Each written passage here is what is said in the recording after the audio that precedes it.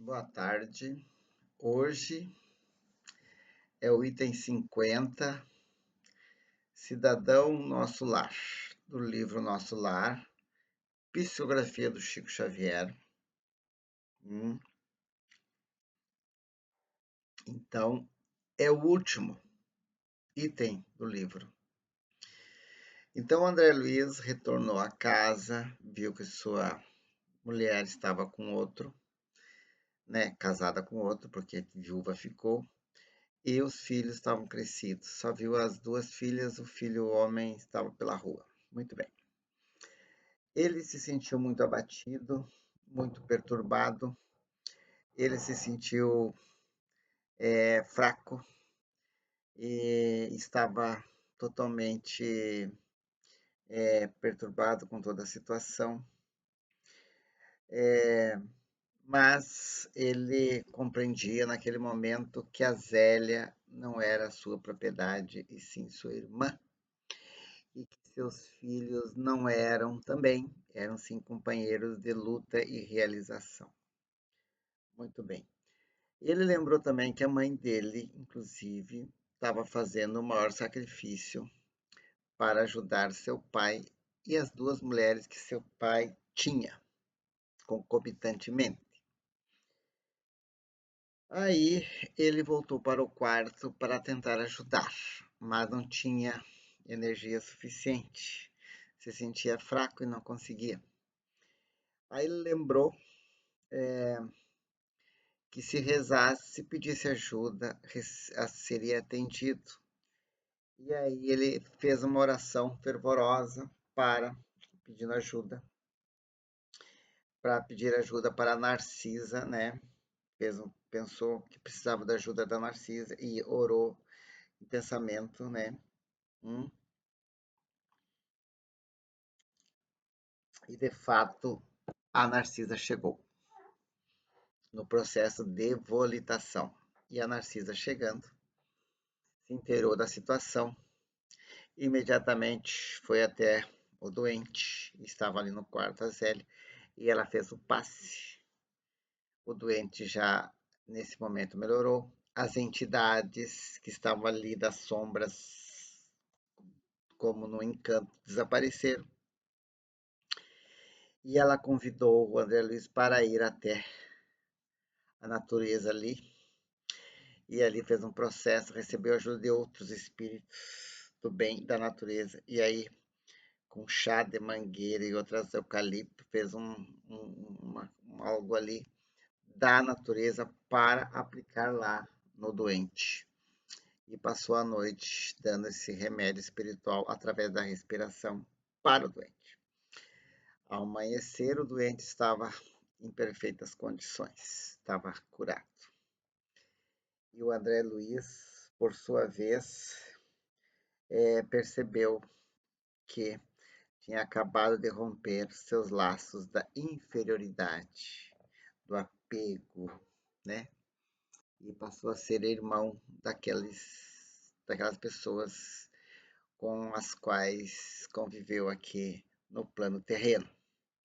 Muito bem, voltando para o nosso lar, foi recebido por todos os companheiros que estavam ao seu aguardo, felizes pelas iniciativas que tomou aqui na Terra, junto à sua família da Terra, que ficou ainda cumprindo a missão de viver aqui, com todas as situações que cada um deles terá que passar. E ele foi recebido e não é mais um paciente do nosso lar, mas Clarencio lhe deu o título de cidadão do nosso lar. E aqui termina o livro Nosso Lar. Fiz uns breves comentários. Agora, no futuro, farei os comentários do próximo livro, não na sequência, mas do que eu assim achar mais assim interessante, que é o livro Mensageiros, que é o próximo.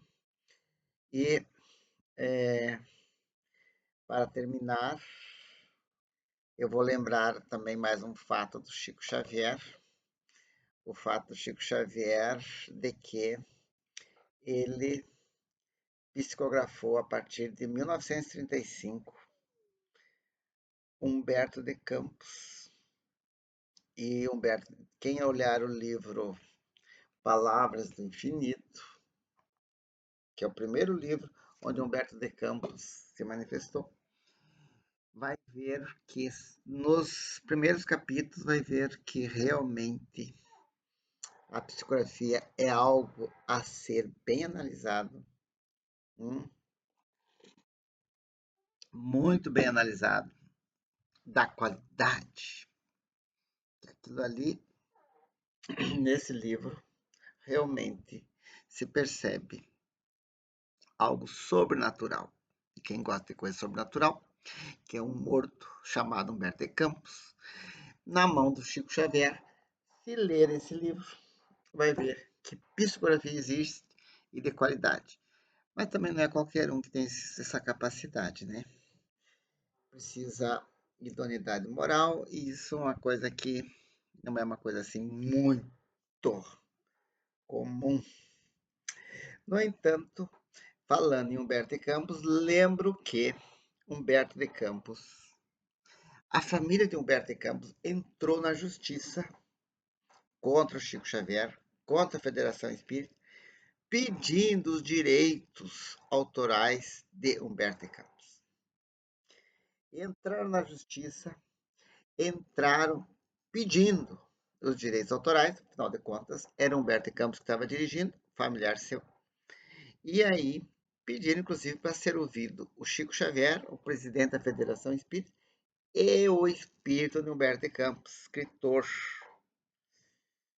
O juiz da época, com essa situação, que foi um processo que todo o Brasil tomou conhecimento, foi um processo assim público que todo mundo ficou pensando o que vai vir, e o juiz da época, em 1940, simplesmente julgou a petição inicial como inepta, dizendo que os direitos civis acabam com a morte, ou seja, Humberto de Campos não teria mais direitos a receber depois de morto, pelo que escreveu depois de morto.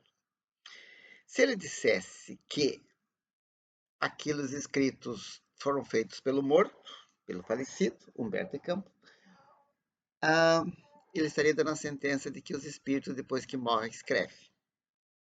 Que a pessoa morre, mas seu espírito continua escrevendo, né? E aí ele simplesmente daria essa sentença, meio que absurda, no sentido jurídico. Um morto ganhar uma causa que ele já partiu para o além. Muito embora merecia, né? Porque era a obra dele e o Chico Xavier sempre disse que só recebia, que não era produção dele.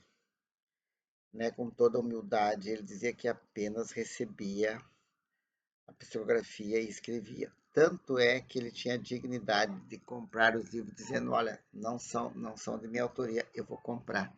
E quando escreveu o livro, primoroso, por sinal, ele doou todos, mantendo a sua idoneidade moral. Mas veja que o juiz agiu corretamente. No entanto, se lembrarmos o outro juiz lá, na época de Cristo, o juiz chamado Pôncio Pilatos, entregou Jesus, deu a sentença, crucifica. Dizem que Pilatos se suicidou, consciência pesada. Ele poderia ter julgado.